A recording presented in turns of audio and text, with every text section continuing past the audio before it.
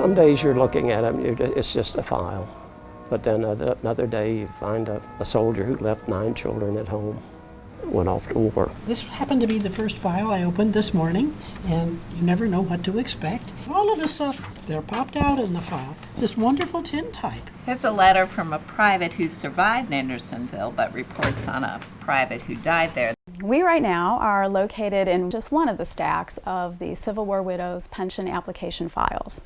There are a total of 1.28 million case files, and so it occupies a good 2.5 floors here at the National Archives in Washington, D.C.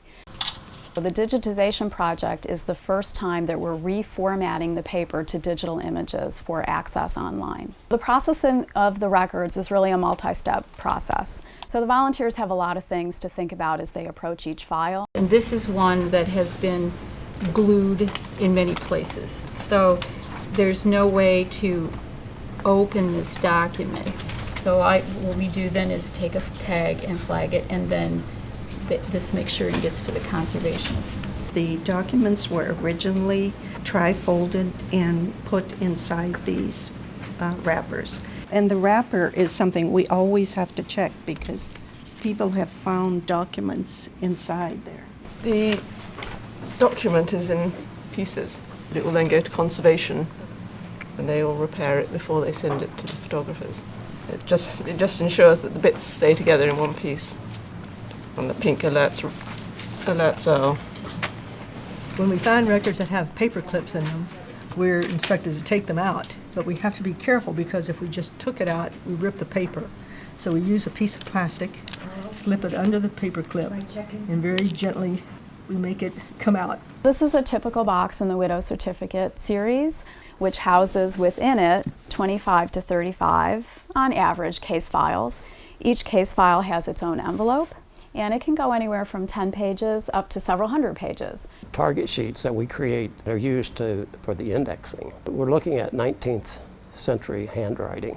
Double S's look like a P and an S. The S's and the L's look alike. We just try to make sure that we agree on what those letters really are. In O'Sullivan, do we put the apostrophe? Yeah, right. Sometimes when a volunteer opens a case file, a face peers back at them. Sometimes it's a soldier in full uniform. Sometimes it's the wife herself. Occasionally we find a document that reflects the work of a clerk in the pension office. These papers, having been sorted with considerable care, are now fastened together in the hope that the next man may escape the annoyance and drudgery that would be entailed were they chucked back in the promiscuous condition in which they were found. I apparently was the next man.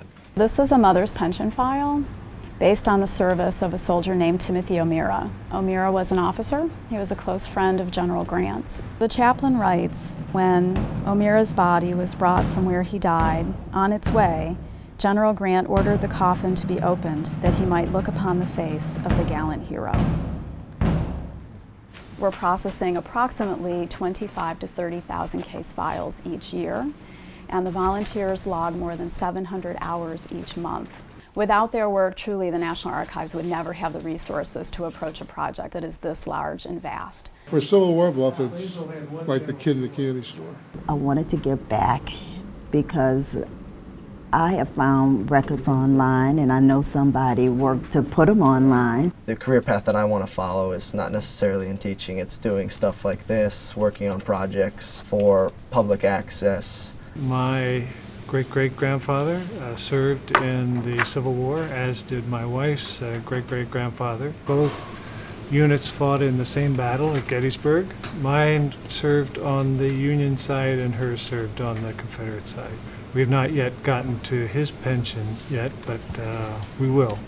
Though we have 1.28 million case files in this series, and likely none of the current volunteers will be here when we reach the end, I'd like to think that we have to just start somewhere. We both reached Andersonville Prison July 9th, '64. Benjamin was healthy and well at first, but about the middle of August following, large scurvy sores came on his left leg, making him quite lame. Benjamin F. Jinks died of the above-mentioned diseases, he being in the adjoining bunk to me. You run across something like this and it gets to you. That's why we do this stuff.